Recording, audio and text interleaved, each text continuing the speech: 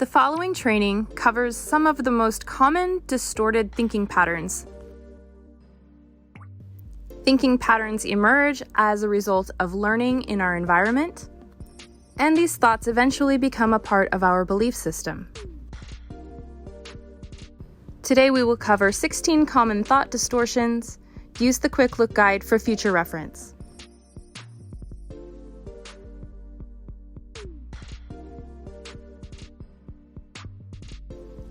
The first unhelpful thought pattern can be described as all or nothing thinking. This is looking at things in absolute black and white categories. In polarized thinking, things are either black or white, all or nothing. We must be perfect or we are a complete and abject failure. There is no middle ground. A person with polarized thinking places people or situations in either or categories, with no shades of gray or allowing for the complexity of most people and most situations. A person with black and white thinking sees things only in extremes. Today is the worst day ever. Today is the best day ever. Overgeneralization. Overgeneralization is viewing a natural event as a never-ending pattern of defeat. When people overgeneralize, they reach a conclusion about one event and then incorrectly apply that conclusion across the board.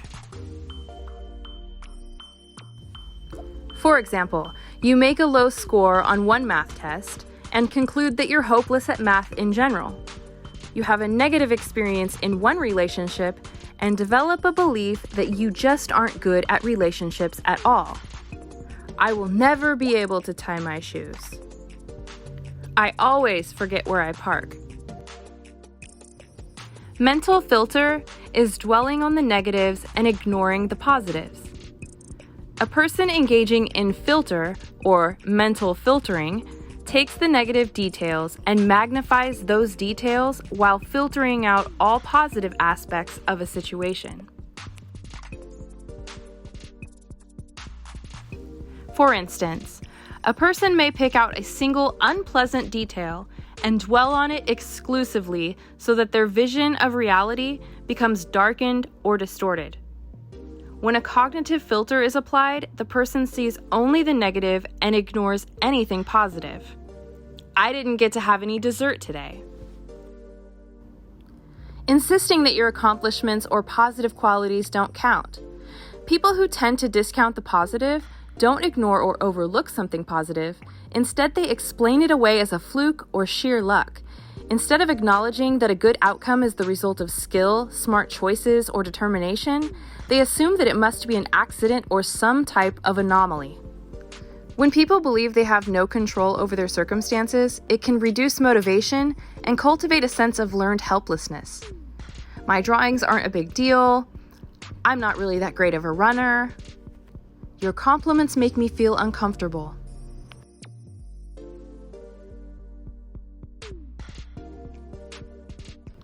Jumping to conclusions is concluding that things are bad without any definite evidence.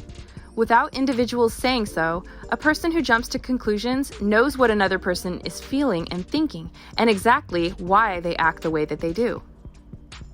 I know Mr. Green is thinking that I stink. This can also manifest as assuming people are reacting negatively to you. For example, a person may conclude that someone is holding a grudge against them, but doesn't bother to find out if they're correct.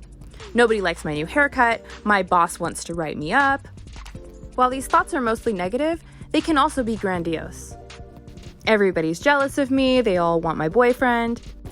Fortune telling is an example of predicting that things will turn out badly. Jumping to conclusions can also manifest itself as fortune telling, where a person believes their entire future is preordained, whether it be in school, work, or romantic relationships. I'm supposed to be a millionaire. I'm not meant to succeed. An example involving fortune telling is when a person may anticipate that things will turn out badly in their next relationship, and will feel convinced that their prediction is already an established fact. So why bother dating? I can't find my hat. Today is going to be awful. This is true because I had a bad day the last time I couldn't find my hat. Magnification is blowing things way out of proportion. In this distortion, a person hears about a problem and uses what-if questions. What if tragedy strikes? What if it happens to me? To imagine the absolute worst-case scenarios occurring.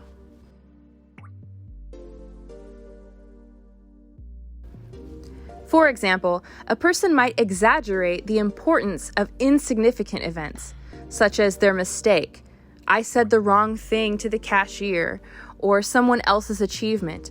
They always get first place. There's no more milk, now we're going to starve. There's also an opposite distortion called minimization.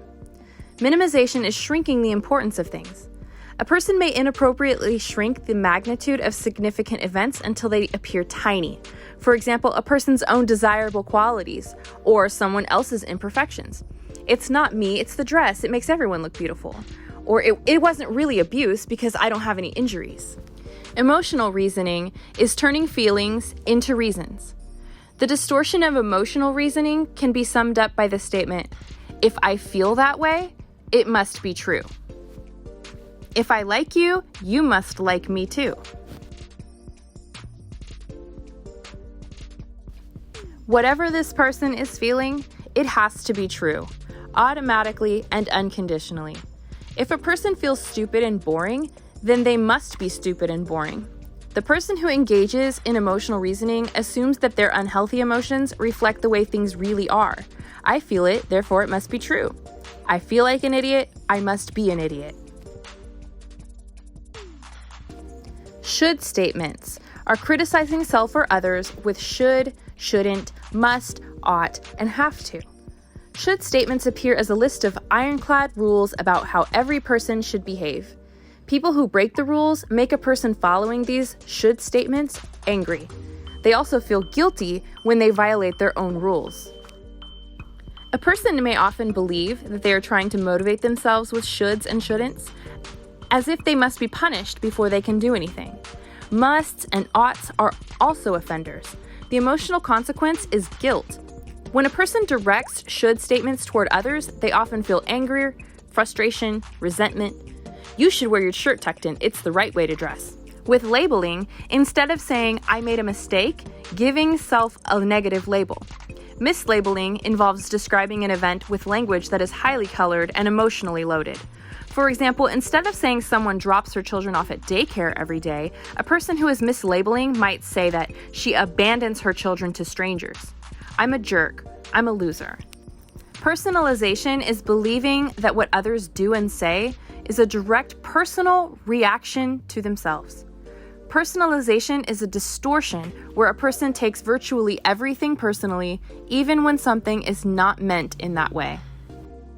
This person may perceive that they are being bullied when they're really not.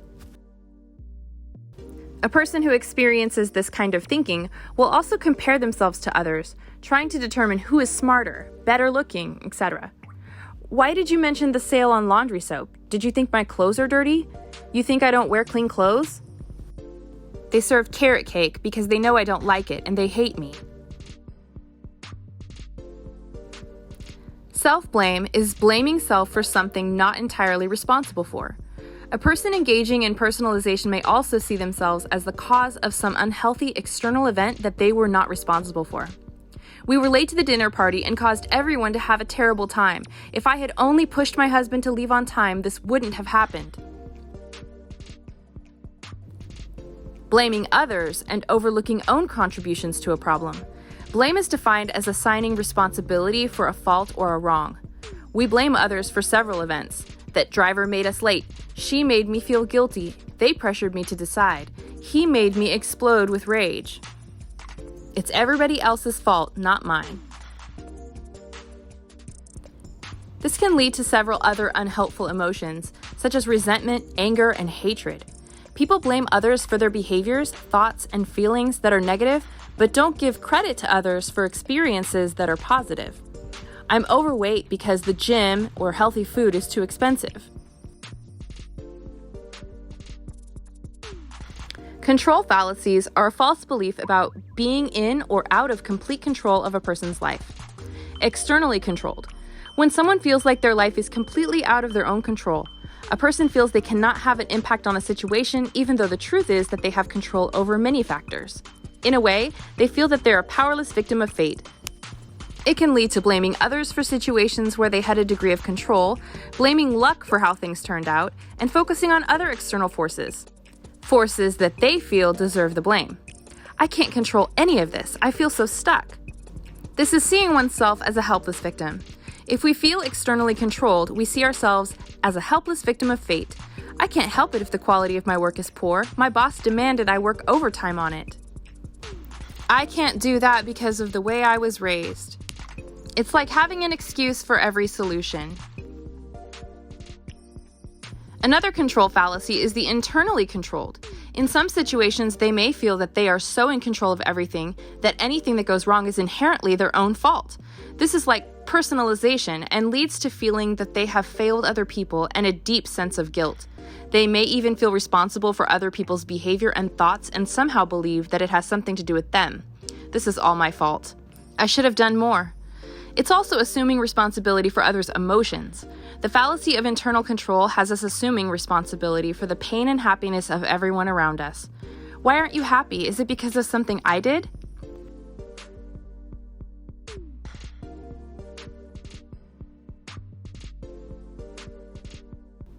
In the fallacy of fairness, a person feels resentful because they think that they know what is fair, but other people won't agree with them. As our parents tell us when we're growing up and something doesn't go our way, life isn't fair. People who go through life applying a measuring ruler against every situation, judging its fairness, will often feel resentful, angry, and even hopelessness because of it. The fallacy of change. This is expecting others to change for one's own happiness. In the fallacy of change, a person expects that other people will change to suit them if they just pressure them enough. A person needs to change other people because their hopes for success and happiness seem to depend entirely on them. This distortion is a false belief that another person is perfect in every other way and will make them happy if they only changed a few minor things. If you would just lose weight, then I would be happy and want to be with you. Always being right. Being wrong is unthinkable. When a person engages in this distortion, they are continually putting other people on trial to prove that their own opinions and actions are the absolute correct ones. To a person engaging in always being right, being wrong is unthinkable. They will go to any lengths to demonstrate their rightness. Being right often is more important than the feelings of others around a person who engages in this cognitive distortion, even loved ones. I don't care how badly arguing with me makes you feel, I'm going to win this argument, no matter what, because I'm right. Logging unhelpful thoughts on a data sheet or in a journal can help identify distorted thinking patterns. Share data entries with a mentor or therapist who can provide replacement statements and alternate perspectives.